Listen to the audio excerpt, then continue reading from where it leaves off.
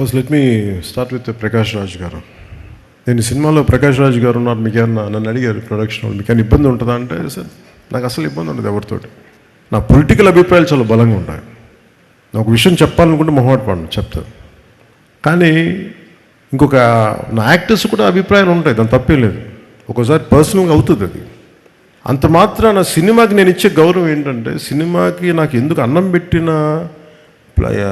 తల్లి ఇది నాకు సినిమా. ఈరోజు నన్ను కూర్చోబెట్టి నన్ను డిప్యూటీ సీఎం హోదాలో పెట్టింది అంటే అది సినిమా నాకు ఇచ్చింది. నా సామాజిక అంటే నా ఒక ఈ సమాజంలో ఉండే ఈ అసమానతల మీద కోపం నాకు ఎగ్జిబిట్ అవ్వడానికి సినిమా పనిచేసింది నాకు. అందుకని నాకు సినిమా అంటే చాలా చాలా గౌరవం. అందుకని మీరు ప్రకాష్ రాజ్ గారు ఉంటే మీరు యాక్ట్ చేస్తారా లేదా అంటే సార్ అస్సలు నాకు ఇబ్బంది లేదండి. నేను ఒకటే కోరుకుంది ఏంటంటే సెట్లో అలాంటి టాపిక్లు పెట్టద్దని చెప్పిన అది ఒకటే నేను కోరుకునేదాన్ని. నువ్వు ఎందుకు ఇట్లాంటి మాట్లాడితే కొంచెం ఇబ్బందిగా ఉంటుంది. Let him be professional, I will be professional. అస్సలు నాకు ఇబ్బంది లేదు.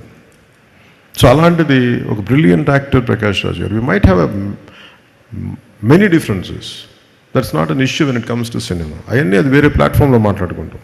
సో ప్రకాష్ రాజ్ గారికి మనస్ఫూర్తిగా నా ధన్యవాదాలు తెలుపుతాను.